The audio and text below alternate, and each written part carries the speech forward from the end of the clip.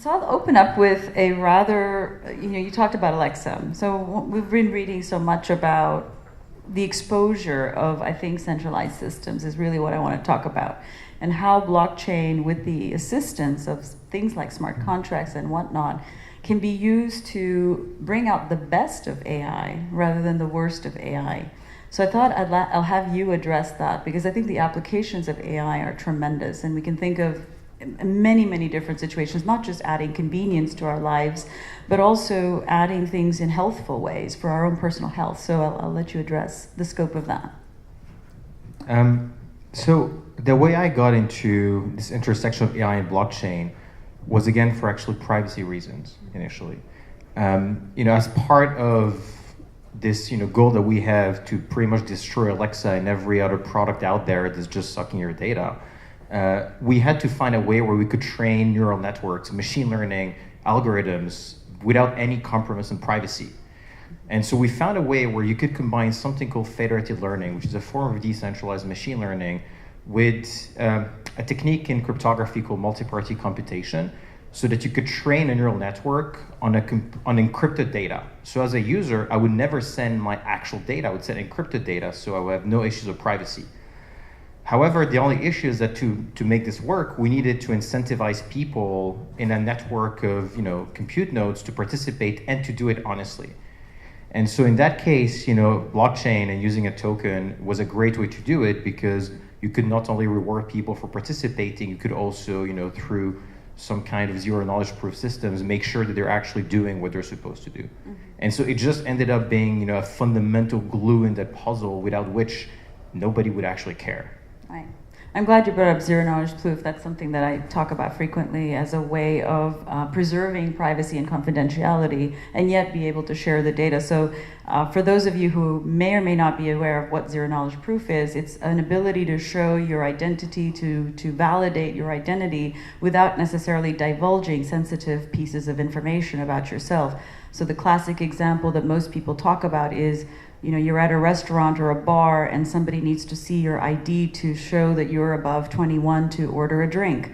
How do you do that without divulging everything about yourself? If you give your business, your driver's license or other identification card, it has your name, your address, it's got all the sensitive information about you, and all they needed to see was that you're actually over 21 to be able to order the drink. So I'm glad you brought up zero knowledge proof, because that is embedded into your technology, correct? It's a way basically to prove, so it's not the way that we trained a neural network, it's the way that we prove that the people who participated did it in an honest way. Mm-hmm. Mm-hmm. Reese? One of the things about an AI is it's an adaptive learning system that changes over time as the data gets better and as it's presented with new situations. And one of the things about blockchain is unchanging, it's immutable, it doesn't change. And the smart contracts are kind of rigid in that they are like borders or boundaries that say, if this, do that, if not, don't. And so AI, in a sense, is somewhere different than smart contracts on blockchain, in that you can have smarter contracts that are adaptive based on machine learning, that decide based on the context how to execute something. And that's a much smarter contract, or an AI type contract. But a basic smart contract on a blockchain is something that executes the same way all the time in a very predictable, reliable way, not really based on new information. It's based on a fairly rigid structure and programming. And so they're a little bit different in that way. So how do we design systems that are intelligent, that are able to learn, but not run into those types of situations we've seen, like with Tay, the bot that kind of went out of control? So Tay, for those aren't familiar, was one of Jaron Lanier's projects at Microsoft, which was a Twitter-like chat bot that had a personality, and it responded to people on Twitter. And once the crowd on Twitter figured out that it was a learning system, they started to program it to be racist and sexist and politically incorrect and so forth. And so the bot learned to respond in very inappropriate ways, and Microsoft quickly shut it down because it was getting out of control, as you would say. And so that's a learning bot that was given essentially public data to learn from, and the public data was smart. It was people saying, let's play with this thing. And the outcome was unpredictable in that way. And so some of these things are going to happen over and over again with learning AIs that respond to the data that they're being trained on and being fed. And so one of the safety mechanisms is a kill switch to stop it in case it's going in an unpredictable way. Yeah, it's basically impossible to prevent that from happening because the system works in that way effectively, right? There's an entire area of research in AI called, adversarial attacks on AI. So how could you trick machines so that it doesn't do what it's supposed to do? So you could use it to, make a neural network not work the way it's supposed to. Imagine, for example, you've got a self-driving car. You could find a specific type of input that would make the car just crash, for example, right? So people are working on finding these things. But conversely, you could also use it to protect yourself against AI-based systems.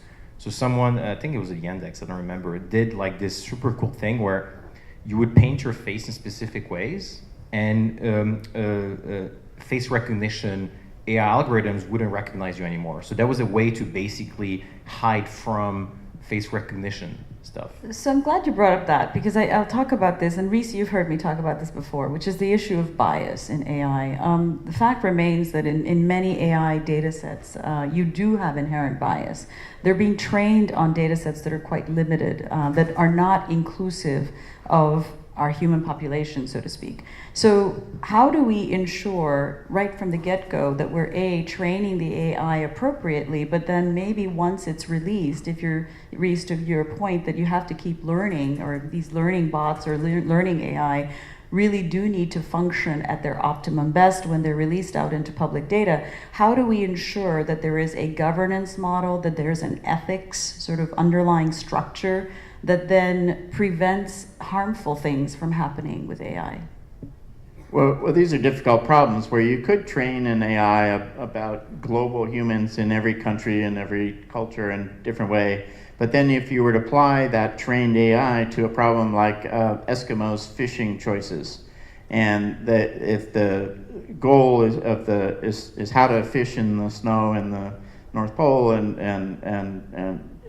how to make a proper meal, well, it doesn't really matter if the AI knows about vegetables or knows about, lounging on a beach or margaritas. It doesn't apply to the North Pole and Eskimos. And so you could have this training, but in that case, you want the AI to be biased. You want it to know about surviving in the polar region, and be better tuned than that. And the neutral point of view really isn't applicable to specialized situations. And so driving a car, for example, is a very specialized kind of application, and the AI driving the car in snow needs to be well trained on that, but it doesn't matter if it can drive in a desert. Yeah, bias can be positive or negative depending on your interpretation of it, right? And I think this is something, I don't think there is a universal definition of what unbiased AI means. Well, I'll challenge you on that. So take, for example, facial recognition. You mentioned that. The data is clear that facial recognition algorithms have been based on white male data sets. That limits the capacity to recognize anybody that's not a white male. So how do you deal with something like that? That pretty much makes it useless, right? Yeah, exactly. So I think there's a bit of a rule of the market that if you build something with useless data, it's useless in the real world. Nobody's going to use it anyway. Well, here again, so we're seeing, for example, phone technology with facial recognition built into it. So mainstream adoption is already sort of happening. We're already at the throes of that. And so how do we ensure that how we're moving into a positive application of AI is truly possible? Because I'm a big proponent of AI, and I think the promise of artificial intelligence to add greater depth and sophistication and insight into who we are, how we behave. I think this is all really important. And in healthcare, I see huge applications. But I'm also very worried and concerned about responsible utilization of AI. So when it comes to biases, just to be clear about what I meant, is that there isn't going to be an unbiased data set, right? The best you can do is de-bias it as you interpret those biases and see them happening. So a good example of this is actually natural language and speech. So the way that you train a chatbot or an AI to understand human language is that you first need to convert the words into effectively numbers, right? And feed that into your neural network. And the way people do this is they take Wikipedia and they try to look at how the words are basically connected. And based on this, you're trying to give a number to a word that represents its place in the space of all words. Because of that, you can then start computing on those words. So you can say, okay, so, man plus queen, king plus a woman equals queen, right? So you can do these type of like relationships. What they found was that if you do man plus job, what it gives you as the closest concept is lawyer.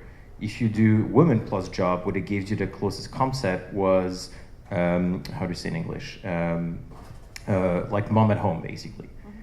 And so the reason why this happens, right, is because it's trained on Wikipedia in English, which is mostly contributed by white American males. And so those biases are not explicit biases someone put in, they're just implicit biases in the language. And the only way to solve that is to have a human look at the data, find it, and correct it. And this is like an iterative process you do all the time. So here's a question to you, and this is kind of applying to the future of how blockchain can potentially solve some of these issues. We're moving into an era where self-sovereign identity is really the wave of the future. I think it's not too far off in the distance when we see our personal identity belonging to us, the data belonging to us. This is one of the great quests of blockchain, as well as associated inscription technologies, and how we can contribute our data, be able to monetize our own data for specific purposes. Is it conceivably then possible for all of us to participate more actively by contributing more positively to this kind of data towards things like AI? And so that, when we are talking about training on appropriate data sets, we've got a patient pool in healthcare, we've got an identity pool in just everyday mainstream, medium that we can then utilize in positive ways to be able to ensure that whatever data we're using to make AI more intelligent, in fact, is by giving it the right kind of data. Well, that brings up a lot of issues there. But one of the issues that is commonly talked about is how we should own our data. And the data about us isn't necessarily our data.